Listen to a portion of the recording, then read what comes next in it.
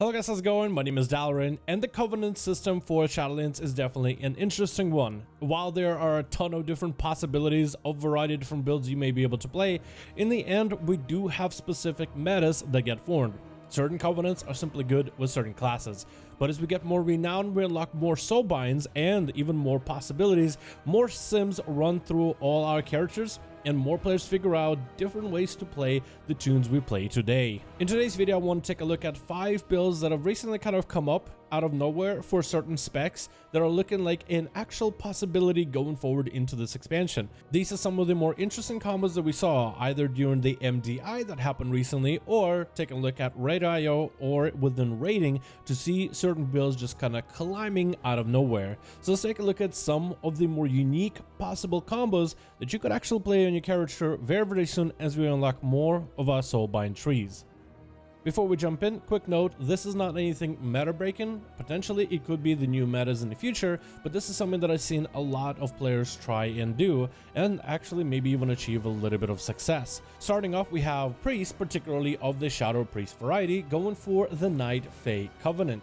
You might be aware that the current meta for Shadow Priest is pairing together with the Venthyr Covenant, allowing them a very powerful ability of Mind Games that gives a little bit of this healer capability, but also damage capability on top of it. It is quite a massive ability overall and has shaped this spec for the most part. However, recent sims figured out that if you combine the powerful mastery bonus that the first soulbind of the Night Fae Covenant gives you, together with Talbadar's legendary that makes it so that your Mind Blast hits even harder when all 3 of your dots are present, double dipping that extra bonus damage into your mastery, together with the mastery buff and the Night Fae ability having a very short cooldown, you actually have quite an interesting setup altogether as a Night Fae Shadow Priest. The Night Fae Covenant itself used to be the best one when it comes to the early alpha and the beta, and really quickly fell out of favor, but looks like people are recently picking it back up. It provides quite a nice bonus for a defensive for your tank or whoever's taking damage, cooldown reduction for the priest baseline, but can be thrown on allies as well,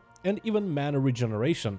In fact, this Covenant is so good, priests are actually going Night Fae and are even trying to play it as a discipline because of the mana regen being quite good, and the variety of different helpful bonuses you get as well is actually a really solid combo. So Shadow Priest as a Night Fae is looking like a new fan favorite. Another combo that I find quite interesting is with Outlaw rogues as Necro Lords. In my opinion, none of the rogue abilities are super high impact. A lot of them are just a simple press and forget it ability, with soulbinds playing majority of the playstyle and the change in terms of how we end up performing. This is where the strength of the Necro Lord lies, as it has a couple different soulbinds that are quite good. You got the Heimer, which gives you quite a decent bonus to stats, which passively is just there on your character at all times.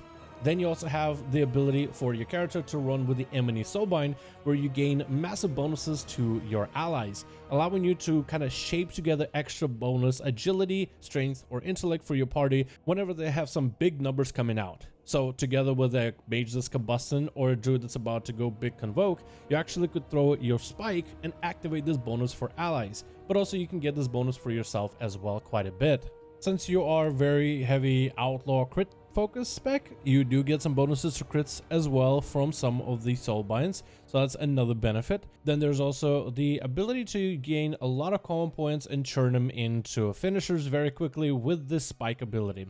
While the damage itself, the bleed, isn't huge, the common points you'll get to put out, especially in large groups of enemies, is going to be quite huge. That's a lot of finishers for a lot of common point generation, but also for a lot of cooldown reduction, so you can maintain Blade Flurry a lot easier on more trash packs. Overall, it actually doesn't seem like a terrible combo, and if for whatever reason I decided to drop my Venthyr Covenant, I think I would want to give Maldraxian the first go. Next we have Frost Death Knights as Night Fae. And this one I kind of expected, but I was actually surprised to see just how well some players were able to do it. Technically, every class has a meta covenant, and for Death Knights they saw using themselves Kyrian, then there was a little bit of Necro Lord in terms of rating. I would say the Frost Death Knights, and as someone who plays a little bit of Frost DK, it doesn't seem like there's as big of a tight meta when it comes to, let's say, Unholy Death Knight. Where Unholy, for Mythic Pluses, you're definitely Venthyr, and if you're raiding, you are definitely going for that extra helping hand as Maldraxian Covenant.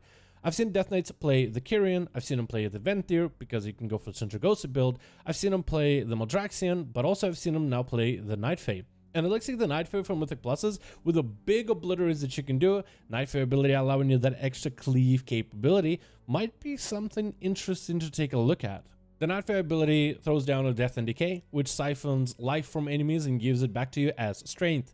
That's just another strength bonus for your character to kind of apply towards all the other strength bonuses you already run.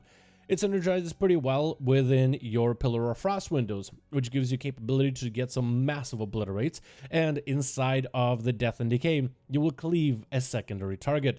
Your obliterates already do quite good single target damage. And in Mythic Pluses, you're always looking for more AoE. So Mythic Pluses in particular and Night Fae DK looks like it's actually a viable combo. Go for a massive obliterate build, go for a two-hander, make sure you have a massive weapon that you can swing in your hands, and start cleaving things down as if you got sweeping strikes every 30 seconds.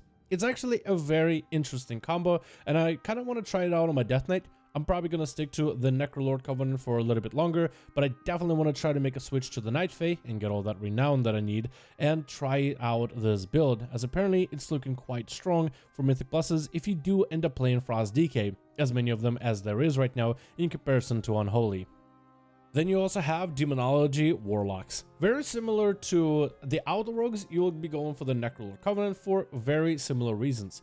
The ability itself has a very short cooldown, so combined together with Emony, you'll be able to provide that passive bonus to allies. But Warlocks for Necrolords has never been a terrible option. It's just that the Night Fae has always been a stronger one because you can get a head start ahead of all the other covenants, with extra different potency conduits and decent bonuses that synergize pretty well into the playstyle. Plus, given the Warlock, the class that has not a lot of mobility, extra movement just made him that much better for raiding.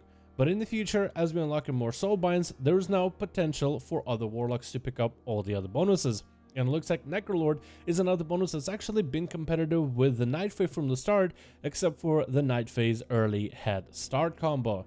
And for Demonology Warlocks, as well as if you want to play Destruction, particularly for Mythic Pluses, this could be a potentially big choice to pick, as it allows you to play Destruction for AoE heavy fights and allows you to play Demonology for single target heavy fights, blasting through dungeon bosses while also bringing quite a bit of AoE within Mythic Plus content. Definitely a covenant that I'm going to be playing, as it's something I planned a while ago because of some of the cool legendary synergies that it has in comparison to the other covenants.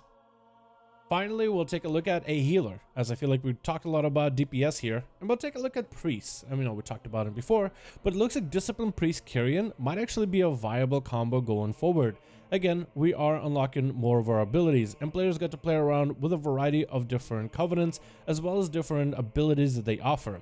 And the Kyrian one, especially a buddy of mine, was really excited about that combo together with the priest, giving you basically a priest version of Metamorphosis, allowing you some massive damage, but also allowing for some massive healing in a pinch. This could be good for Mythic Pluses, and also could be good for raids, and it looks like it's seen a lot of play recently in M Pluses. In the MDI, they used it in order to get through certain trash bags to maintain their tank as best as possible, trying to make sure that they do not die. Playing a Discipline Priest, you also have the ability to heal allies through Atonement, which this ability puts out quite a bit of damage, and therefore quite a bit of healing. The final heal that this ability does at the end too is also very, very powerful. So if you're someone as a priest who always felt like you never have enough buttons to deal with a variety of situations, the Kyrian combo might actually be pretty solid now. It offers a lot of playability, and while it is a massive 3-button cooldown, if you use it right, it does seem like there's actual opportunity for it going forward in this expansion.